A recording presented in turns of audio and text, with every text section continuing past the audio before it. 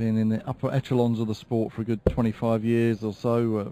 Lakeside World Champion back in 1996, and he's always there or thereabouts, isn't he, in tournaments, and enjoyed a win here in Europe last year, I should say, the German Masters in Sindelfingen, a regular quarter-finalist on the Pro Tour, so he's someone who still can do it on his day.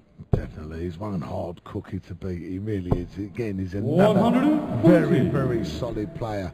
Former world champion. You can never bet against a former world champion. You know, it's again, they don't win those tournaments for nothing. They win it because of being as good as they are. And in terms of throwing actions and styles that we've been talking about this weekend, again, pretty much a textbook throw, isn't it, from Steve Beaton? Lovely, solid. Nice and smooth, keeps the head still, his arm comes just from the elbow. Very little to go wrong, as we would say. You know, he really is a solid player and solid thrower. 134. That's good darts from Andy Parsons. He needs this, the Keefy Della. Oh, it's on, treble 18, double 12. They stayed there, that's not a bad thing either. 98. Put a bit of pressure on this. So for an early break, the man from Bristol looking at double 10 and gets it. Andy Parsons. Second leg Andy to throw first. Game on. Now get off big. Now get off big. Minimum 100. This is looking good. Oh, a great first start, and the last two very wayward. Yeah, Andy won his 2-year tour card at Q School on the second day. He won 7 matches in a row to win that. He just missed out the year before, despite hitting a 9-darter at Q School as well. So he's up and running now. Shows he's got the quality there. We did see him on the European Tour last year in Dusseldorf, the European Open. He made the last 32. He beat Colin Lloyd 6-5 there, and then lost to Andy Hamilton in the second round. No disgrace in that. 100. Hammer, one of the more solid players again around the world. We'll see him a little bit later on against James Wade, I believe, isn't it? James Wade, yes, up against Andy Hamilton. You're right, that's their third match on of the evening session. Yeah, some cracking matches tasty coming up for the rest of the day. 45. That Hamilton Wade clash is followed by Adrian Lewis against Dean Winstanley. Phil Taylor against Michael Smith. Of course, Michael Smith famously knocked Taylor out of the Worlds at Ali Pali. And then an all-Dutch affair, Michael van Gerwen against Benito van der Pas, who's been playing very good the last couple of weeks on this European Tour as Benito. Looking forward to that one, especially this evening. I think 100. I think Van der Pas is going to push Michael. I'm not saying he's going to beat him, but I certainly think he can push him. And Michael is going to have to be on his mettle for that one. And I suppose it depends how good Michael is after missing the event in Austria last weekend with that foot injury, whether he's been able to do much practice or whether that might affect him. Yeah. So, sorry, Andy's gone here. He's gone for 90. He's got. It looks like he's gone for treble 18, double 18. Steve sat on a double. Had to go 20s first. Oh, double 15. Had to go 20s first because he's not done himself any favours. That's a great break back from Steve Beaton straight away. Yes, the first two legs going against the throw. Yeah. That's Andy Parsons there. He's got 90 left. He should have gone 20-20 ball or treble 20, double 15. Steve sat on the finish. If he goes 18, he's got to hit, he misses the treble. He's got to hit another treble to lead a double. So you have to think those ways. 13. Steve didn't open up too clever, and Andy's opened up even worse. That's when you think your luck could possibly be in. 53. Still not done a lot.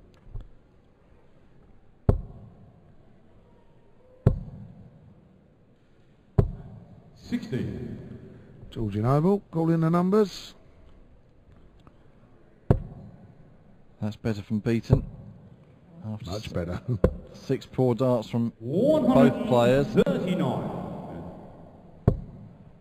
Puts Beaton in the driving seat, but Andy Parsons hitting 2 trebles there. 25.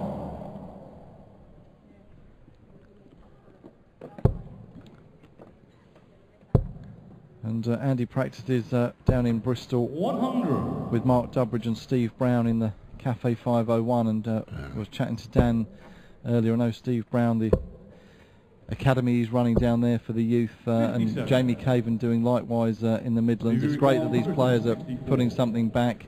We've got the likes of Gary Anderson sponsoring a couple of the youngsters coming through. Same with Kev Painter. He's got a youngster under his wing.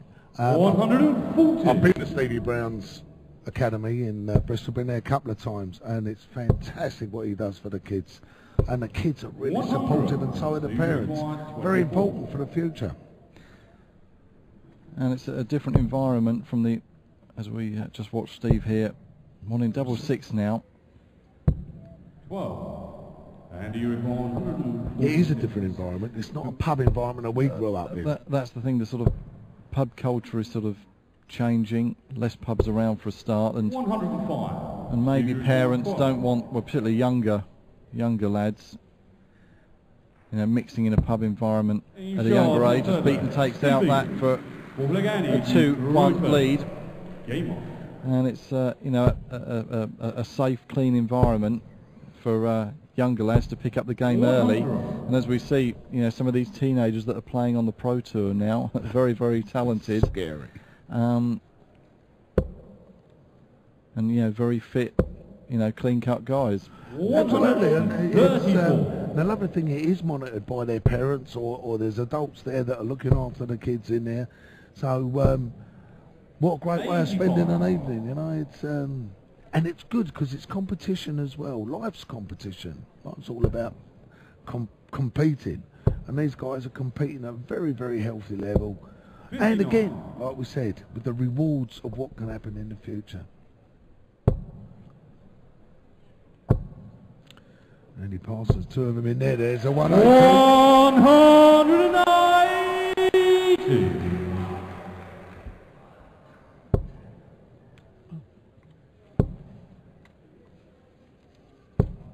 128, and you require 136.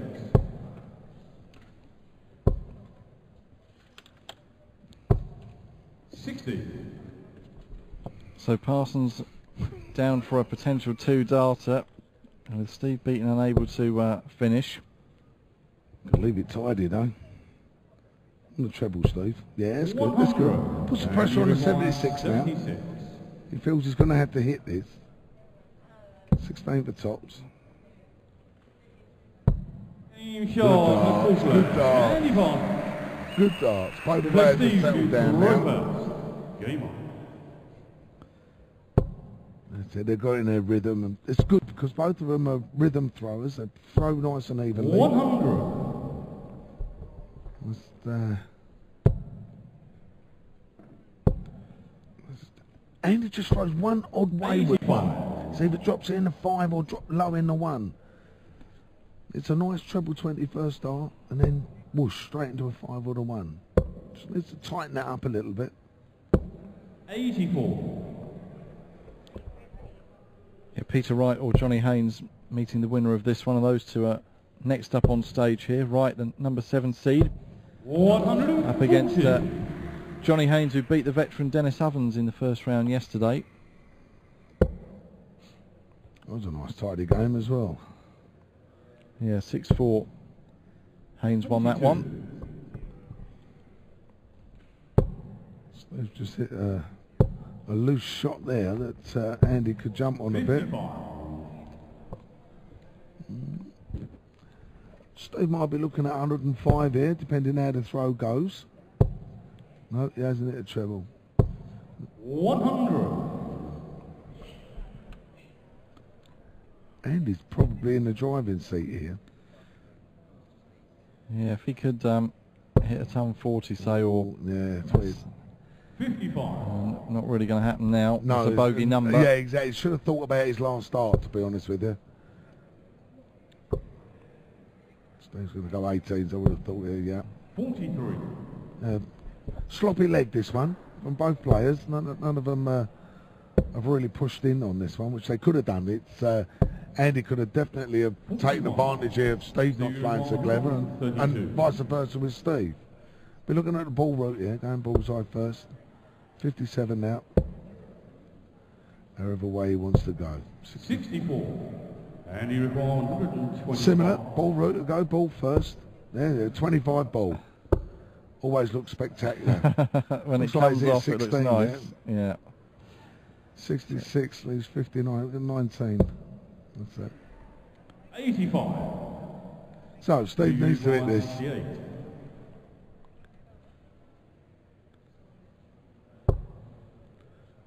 16 to double. That's a good dart. That's a good dart. That can mentally affect Parsons now. Steve's got that on his last run. He sat there on a double, thinking he might get a chance, especially when Steve misses the first treble. There's that loose start. Yeah. There's that loose start again. 45. And he hasn't opened up big. Steve opens up 100, 140, then great chance to break. 60. Yes, just 60.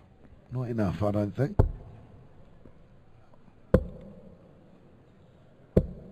96.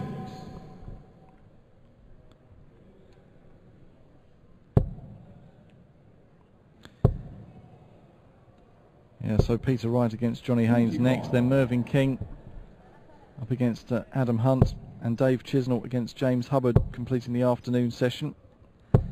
And then a shorter break 60. today. If you're used to watching these European Tour events, we're starting the evening session earlier at 5:30 local time here in Gibraltar, 4:30 British summer time. So an earlier start to the afternoon session. And that applies today and tomorrow as Andy Parsons hits his second 180 of the match.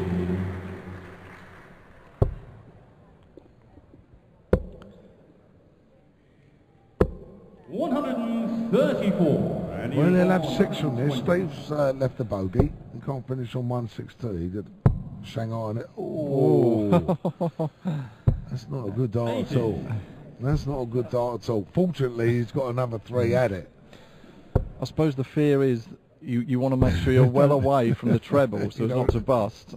105. But he did just overpitch it there that time. He did. He was nearer with the one that was outside. No score. That's gonna. He requires 57. This will hurt Big Star. It really will. 2 10s then for Beaton. Oh, and he's just inside. And he requires 40. Oh dear. Oh, and it's in the double 5. He couldn't get much closer, could he? Requires 10. He can't believe it. Neither can Beaton. He lives to fight another day in this 6th leg. Good marker. Yeah. Team shot in the 6th leg. Steve Beaton. 7th leg Steve to Gibraltar. So break there, 4-2. Steve now trying to go 5-2 up. Yes, that could have been a big moment psychologically in the game, couldn't it? Yeah, definitely. 137. Opened up well as well, so all the pressure on Andy Parsons here. Is that loose one in the 5 again? 82.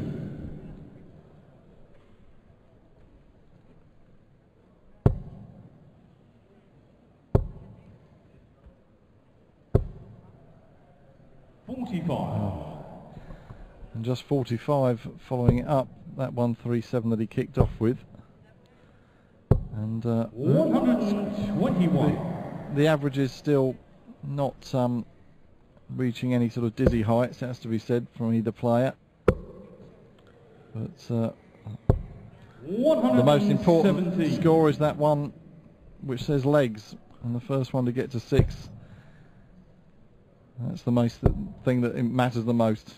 It certainly is. 85. I think you put these ones down as a classic when they're battling each other, and it's I'd say that the averages are not particularly good or particularly high, But again, they've been dragged down, haven't they, by a couple of scrappy legs like 21 dart legs, etc., which haven't helped. That's right. Good dart. 97. It's 106. Treble 20 will be his first target. Treble 18, double 16. Ooh, 32, lose 74. Treble 14, probably. 46. And he passes it nice, straight down the line. Treble 20, 20, double 18. Oh, 101. Oh. You can do it. Trebles, bullseye. Bullseye he wants. 66 score. Oh, 71. Do you require 60? 20 for tops. Oh, he's done it now. 15. Oh, dear, oh dear. Well. And you require 45. It's sort of after you, Claude. They're both giving each other chances to take these legs out. And they just. That's only just in the 13. That's good dart. So he's immediately broke back, so now we're back on throw again. So Steve will be a little bit annoyed with that one. Great chance to go 5-2 ahead, and that's hard to come back from there. 4-3 Andy thinks he's in it now. We should do. There's that loose 5 again. 5 again. 85. If he can correct that and get all three, that could be treble 20. Yeah, but that could be a treble 20 or another 15 points on. If it's in the single 20. There you go, your legs on it. Andy's won his legs in 17, 15, and 17. Steve's had a little bit more luxury, really, with 17, 19, 21, and 20. Like I'm saying, not setting the world alight, but it's a great 190. But as you said earlier on, Mike, it's the leg score that matters. Sometimes you have to win ugly.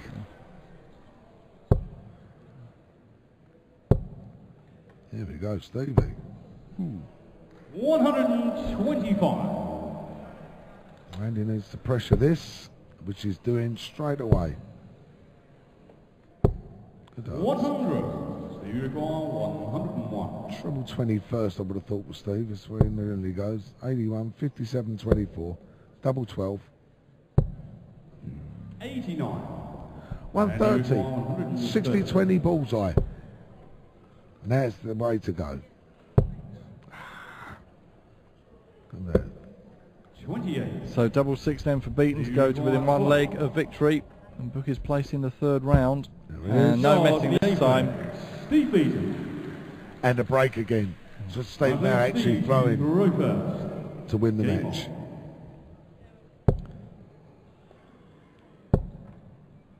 Well, that's not how he would have wanted to have kicked off the leg. Good recovery with the third dart. It did recover it. That's a good first dart. There we go. Good second one. Go on. 192. His third of the match for the 32-year-old from Bristol. 99. If you look at that lad quickly, look at Andy Parsons quickly, it's not dissimilar to, I don't think, Gary Barlow out of Take That, or the judge on X Factor, wherever one it is.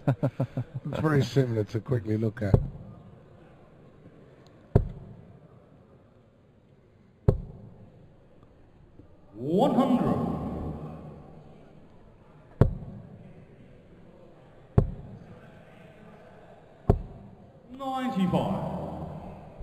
See, he doesn't think about his finishing there.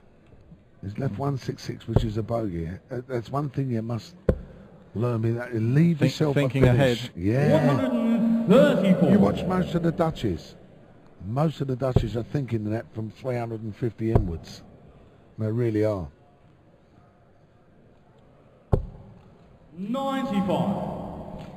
Steve's got a great chance for this. Treble 20, double top. There we go. Double top for the match. 2 10s.